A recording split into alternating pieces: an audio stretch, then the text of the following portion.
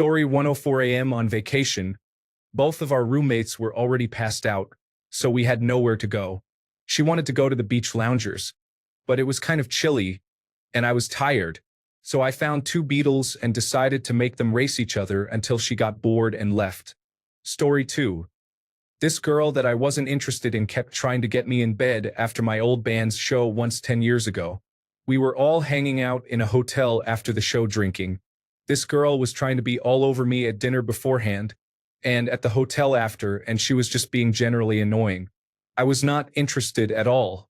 For some reason, the topic of foreskin came up, and this girl starts ranting and raving about how much she hates it and thinks it's gross. I see my golden opportunity.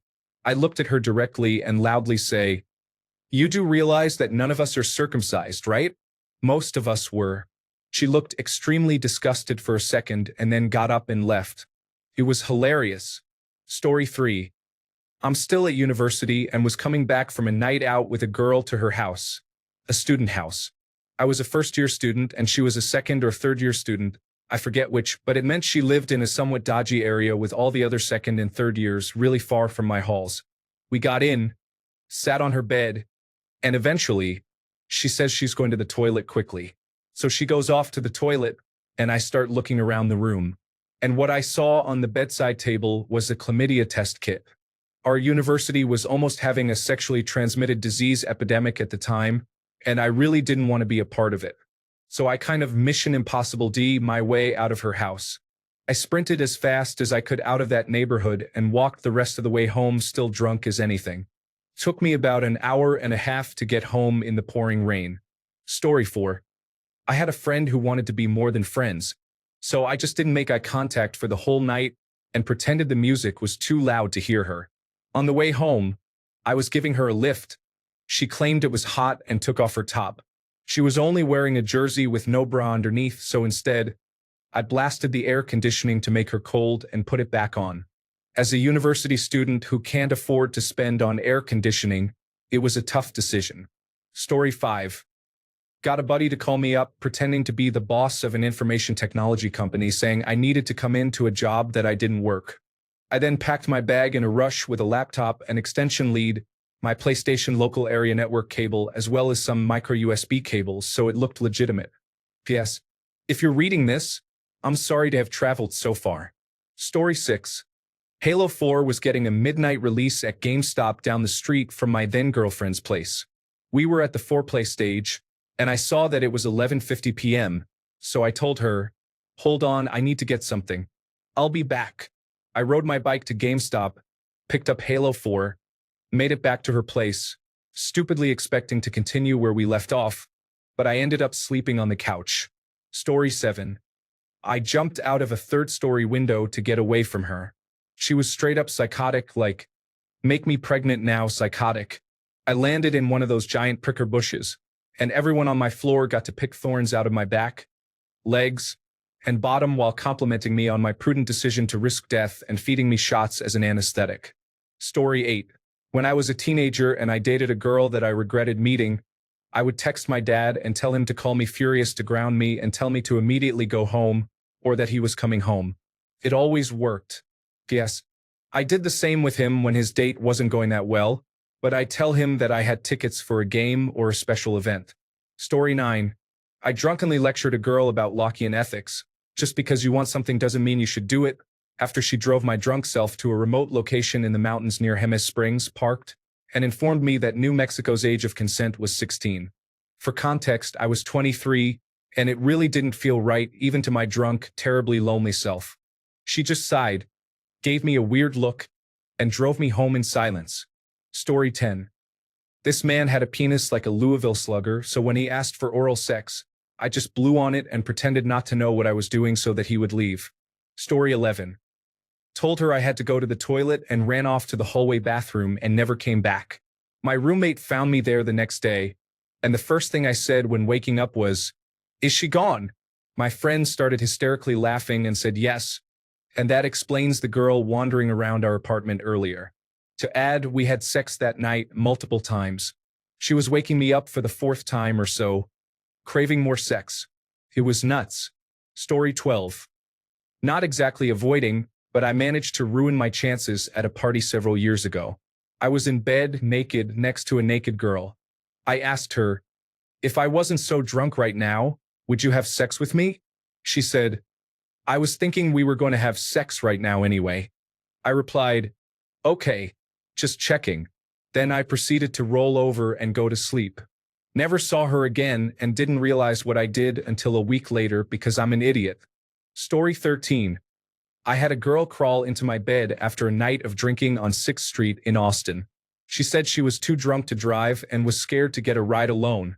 So I let her stay at my place. Well, as soon as she was in bed, she was sober and all over me.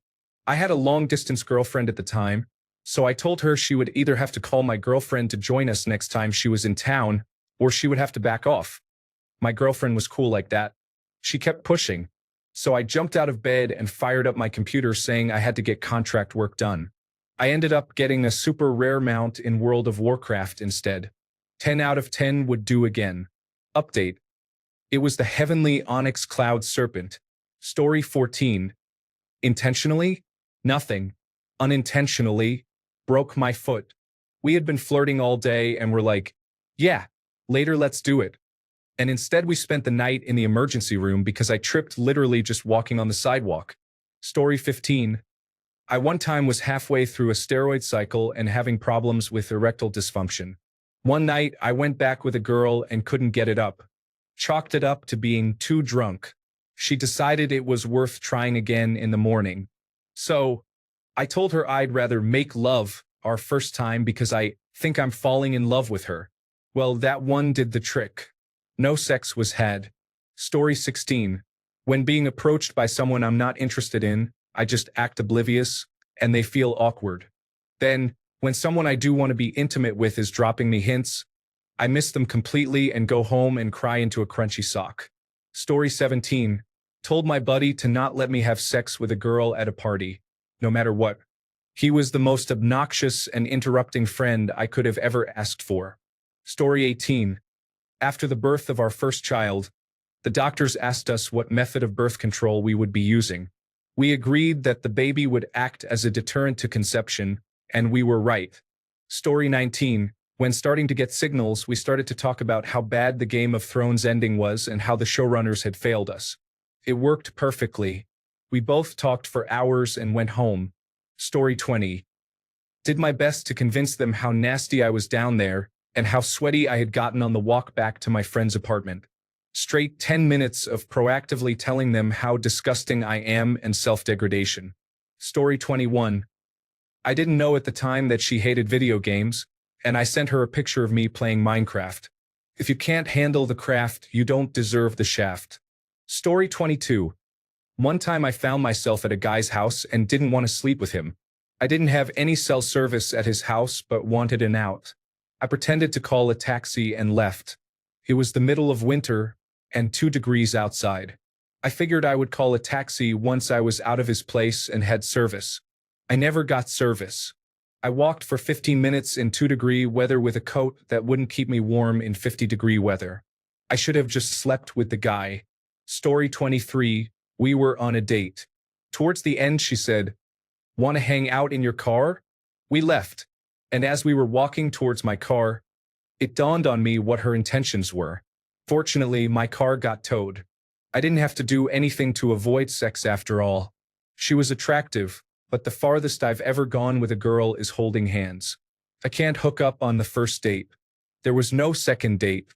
Story 24. Genuinely bought the wrong condoms on purpose. They don't fit properly. I'm such an idiot. And pretend to be annoyed at myself kills the mood. Oh well, to be fair, off-the-shelf condoms are awful. They're all the same length, so you get that bunched-up excess material and it's more likely to slip off.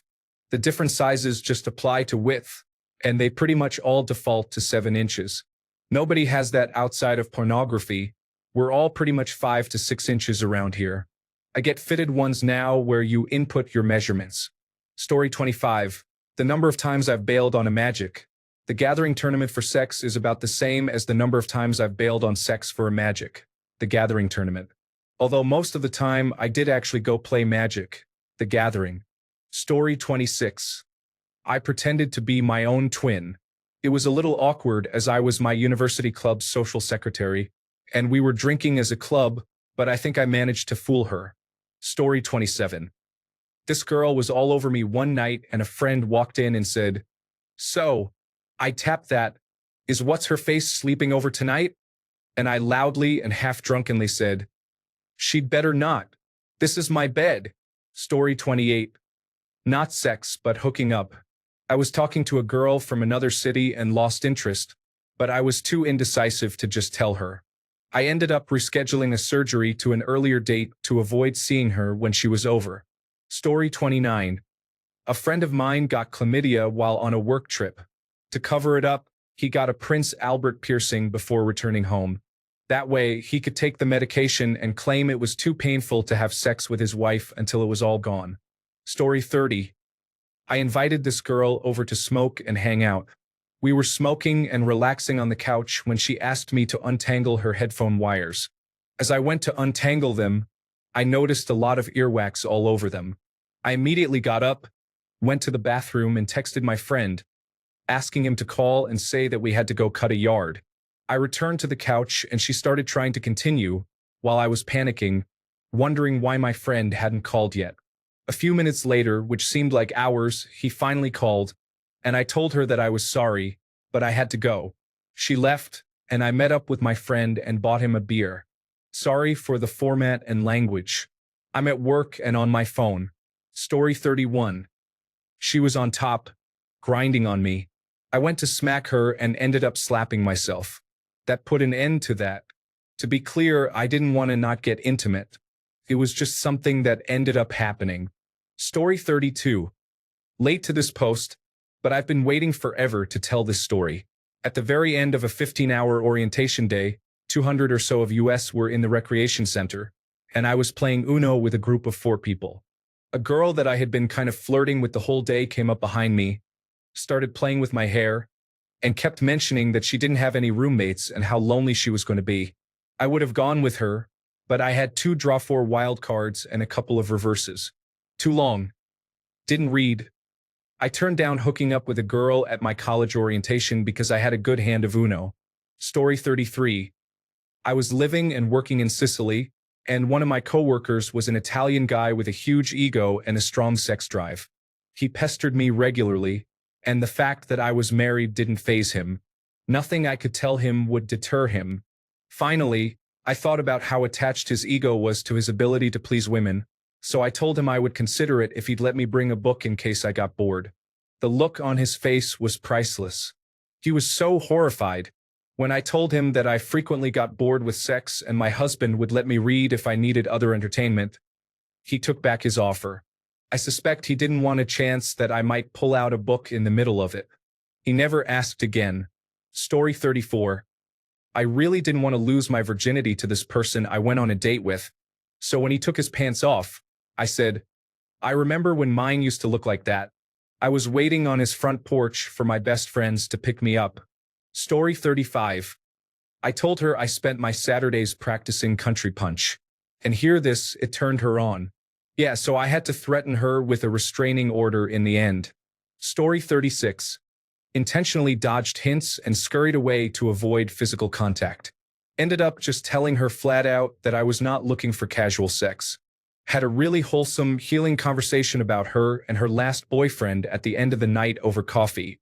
Though, I feel like I won that night. Story 37. Slid down the covers to go down on a girl. It smelled so bad I carried on sliding right out of the bottom of the bed, out the door, down the stairs, and left her in the hotel. Story 38. Not to avoid having sex, but when my sister used to be at her friend's place and she would ask to sleep over, my sister would text my parents, "Hey mom, can I sleep over?" Because the N was capitalized. My parents somehow understood she didn't want to and said no. Story 39. Friend was catfished but still brought the unattractive girl and her crude friend back. Told her friend I was a Muslim and I couldn't possibly have sex with her as I'd end up in hell. Story 40. I told her I still had a cold and couldn't breathe properly and was really tired. In reality, I didn't have the heart to tell her that she tasted like rotten fish. Story 41. I used to, and still on occasion, deal with pretty bad mental blocks due to anxiety which prevent me from getting erections. I'm more secure with it now and am able to communicate the issue and eventually get past it. But when I was younger, it caused anxiety attacks and minor mental meltdowns. So anyway, one time, this girl came over for a casual encounter. We start making out and I realize almost immediately that my penis isn't going to do its thing. I start to panic and do my normal. I need to go to the bathroom. I go in there, try to relieve myself a bit, but of course, nothing. I go back in the room and ask her to dance for me because she used to be an exotic dancer and had offered earlier to do so for me. So she starts dancing, and at this point my body had shut down any and all sexual reactions and I was consumed with anxiety. I knew nothing was going to happen. Then I hear my roommates talking out in the living room, so I quickly start to formulate a plan. I excuse myself for a moment and go out there. I chat with them for a minute, then return to the room. I make up a lie about how my landlord is at the door and my rent is late and some other nonsense and I need to pay it now. To sell this even more, I ask the girl for a ride to the bank because at the time I didn't own a car. She agrees and off we go. We get there and I get out to use the automatic teller machine while she stays in the car. I stand there for a while pushing buttons and doing nothing. Then I go back to the car acting all frustrated and tell her there's something wrong with my account and the bank must have put a hold on my last deposit or something. I tell her I need to figure it out and we'll have to hang out some other time. She says that's fine and takes me back to the house. I tell her I'll call her later and I never do. The end. By the way, I've since learned that honest communication works much better in these types of situations and most women are pretty understanding and patient if I just explain what's going on.